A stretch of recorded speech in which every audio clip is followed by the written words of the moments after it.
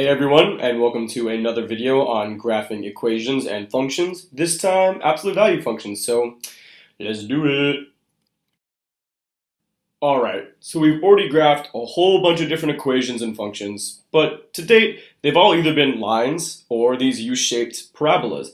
And like we said before, there are so many different types of equations we can graph, and there's no way we can cover them all, but I do want to investigate another family of equations involving absolute value. And here's our baseline equation, y equals the absolute value of x. And we want to graph all the ordered pairs that work for this equation, whether you consider them solutions to an equation with two variables or input-output pairs to this rule or function involving an input and an output. And our strategy is going to remain exactly the same. Because there are two variables in this equation, there are going to be infinitely many ordered pairs, and we couldn't dream of listing them all or graphing them all.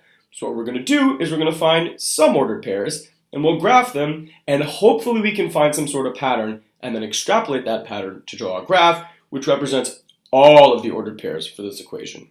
So, why don't you pause the video, find a collection of ordered pairs, graph them, and hopefully we'll find a pattern. Remember, we like to start using 0 as our first x value, and then branching right and left of 0 using positive and negative x values and a wide range to get the best picture of this graph.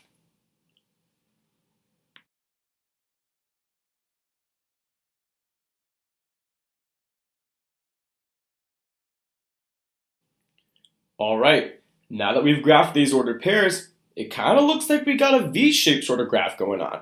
Now, again, there are going to be infinitely many ordered pairs for this graph, and we only found 9 of them, and we only used nice integer inputs. We didn't use any fractions, we didn't use any decimals at all. So before we go ahead and actually connect them and extrapolate and draw this V-shaped graph, we want to make sure that we got it right. So let's use a piece of graphing calculator software for the computer just to make sure we did it correctly. Alright, as you can see, we've got a set of axes here. In the upper right hand corner, we've got the x and y values for ordered pairs for our equation y equals the absolute value of x. What we're going to do is we're going to cycle through x values from negative 12 to positive 12, and what the graphing calculator is going to do is going to find the corresponding y values, so the ordered pairs, and it's going to graph them at the same time. So let's see what happens. As you can see on the right, we've got way more ordered pairs than we could ever want to do by hand, but as the graphing calculator graphs them all, we see that the sketch we came up with by hand looks to be exactly what the actual graph looks like when we use tons more inputs. So we can confidently say that that V-shape is the graph and is the representation of all the ordered pairs for the equation y equals the absolute value of x. Alright, back to our hand-drawn graph. Now that we know that we can extrapolate this pattern to draw our graph representing all the ordered pairs for y equals the absolute value of x, let's go ahead and do that. Remember that since these ordered pairs are going to continue on in this fashion forever, we want to put some arrows at the end of these graphs. Now note, if we just look at the non-negative inputs on the right side of the graph, look how tempting it would have been to think that this graph was actually another line, like before. But of course, once you use some negative inputs, it became very clear that this graph was actually V-shaped. So just another example of why it's really important to use both positive and negative inputs when piecing together a graph. Another interesting thing about this graph is that note that once again, this V looks symmetric over the y-axis, over the place where x equals 0. If we draw that line right there, this graph on the left and right side looks like a mirror image of itself.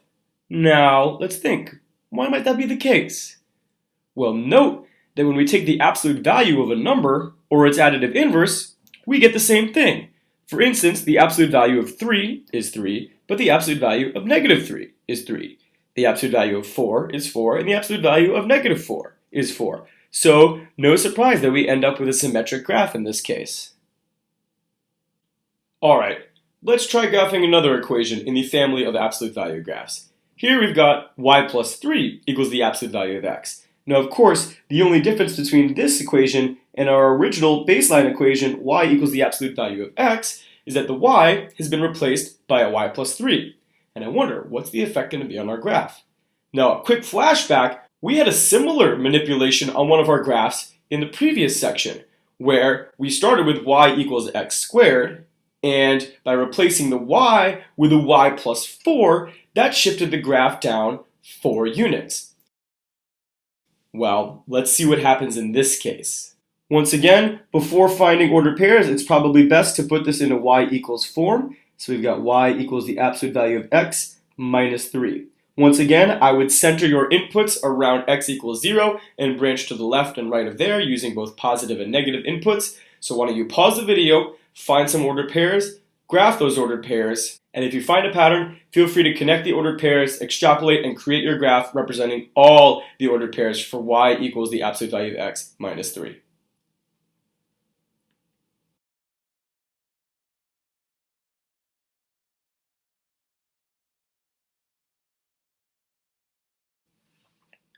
Alright, it appears that we got another one of these V-shaped graphs. Now, we didn't talk about the x or y intercept on the last graph because it went right through the origin. So the x-intercept was 0 and the y-intercept was 0. What about in this case? The y-intercept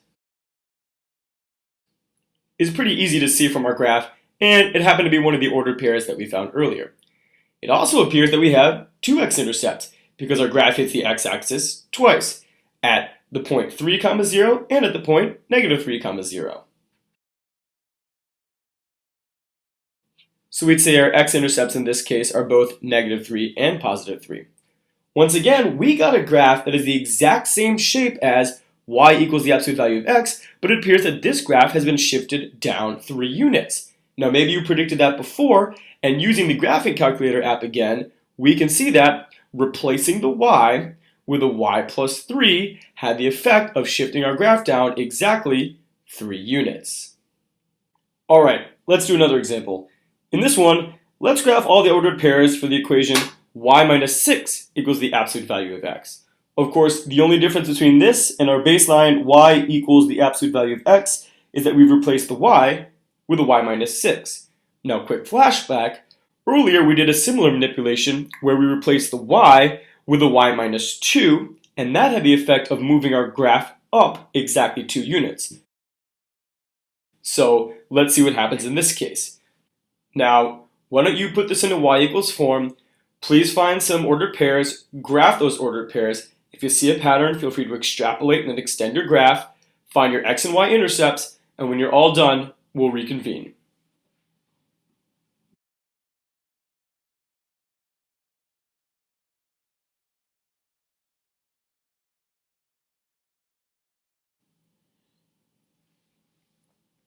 Alright, again, we got a very similar looking V-shaped graph. The y-intercept is 6. Since this graph never hits the x-axis, there are no x-intercepts, and it looks like the exact same graph as y equals the absolute value of x, but shifted up exactly 6 units. And if we look at the graphing calculator, we see that replacing y with a y minus 6 had the effect of moving our graph up exactly 6 units. Alright, now let's graph the ordered pairs for y equals the absolute value of x plus 3. Now, of course, the only way that this differs from our baseline equation y equals the absolute value of x is that now we've replaced the x with an x plus 3.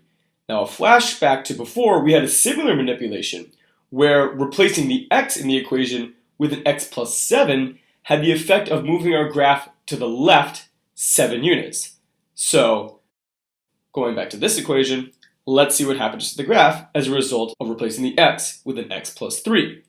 Now, since we're already in y equals form, why don't you find a whole bunch of ordered pairs, graph those ordered pairs, connect and extrapolate your graph, find your x and y intercepts, and then we'll reconvene and discuss how this graph differs from just y equals the absolute value of x.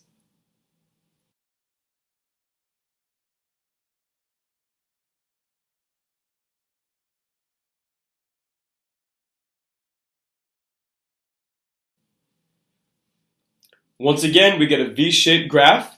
We see that our y-intercept is 3, and we have just one x-intercept, and that's negative 3. And this graph looks like it has the exact same shape as the graph of y equals just the absolute value of x. But of course, this one looks like it's shifted to the left 3 units. And when we use our graphing calculator, we see that yes, when we replace the x in our equation with an x plus 3, the effect is that it moves the graph to the left 3 units. If I were to add something here, Note that this graph is symmetric about the point where x equals negative 3. So it makes sense to me when I see this x plus 3 in our absolute value bars that it might have been smarter for us to center our x values around negative 3 and then go to the left or right from there. Alright, let's graph all the ordered pairs for y equals the absolute value of x minus 6. And right away, I'd like you to pause the video, find some ordered pairs, graph them, and sketch what this graph should look like. And please make sure to find the x and y intercepts too.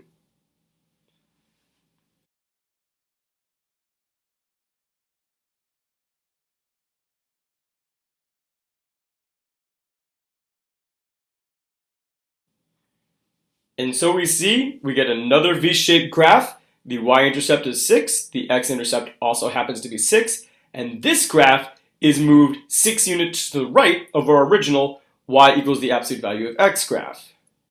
Of course, in this case, maybe you notice that it's smarter to center your inputs around 6 and then branch out from the x value of 6, both to the right and the left. Here's an even tougher example. Here, we've taken our original baseline equation, y equals the absolute value of x, and we've replaced the x with an x minus 2 and the y with a y plus 5. Now maybe we can predict what effects these two manipulations are going to have on our graph. But nonetheless, I would like you to take this equation, put it into y equals form, and then find a whole bunch of ordered pairs and sketch this graph, making sure to find the x and y intercepts. And then when you're done, we'll reconvene.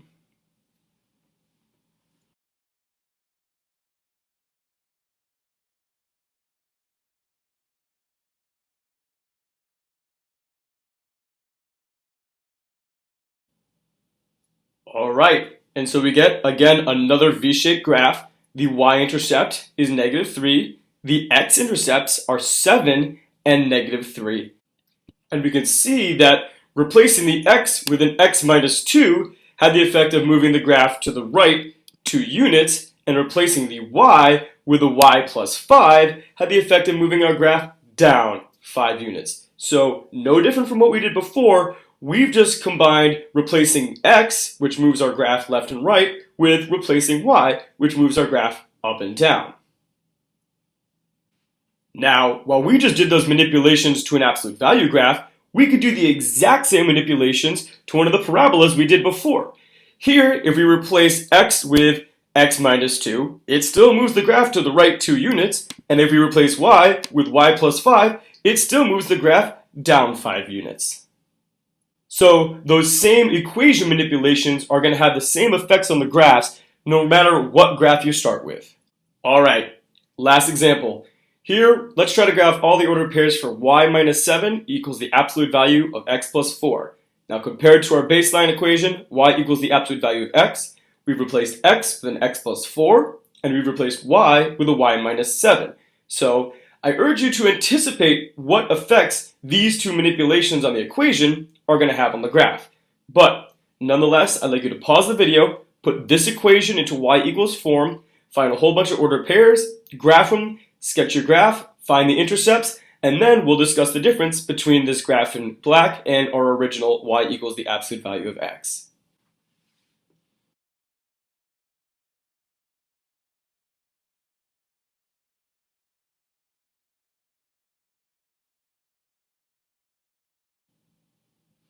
Alright, so here's our graph. Of course, it has the exact same shape as y equals the absolute value of x, but replacing the x in the equation with an x plus 4 had the effect of moving our graph to the left 4 units, and replacing the y with a y minus 7 had the effect of moving our graph up 7 units. So again, just combining a horizontal shift by replacing x with x plus 4, and a vertical shift by replacing y with y minus 7. And again, these manipulations are going to have the exact same effect on the graph no matter what graph it is. Here's our standard parabola, y equals x squared, and replacing the x with an x plus 4 still has the effect of moving our graph to the left 4 units. And replacing the y with a y minus 7 still has the effect of moving our graph up 7 units. Alright guys, that's it for this video. I hope you found it helpful, and I hope you enjoyed.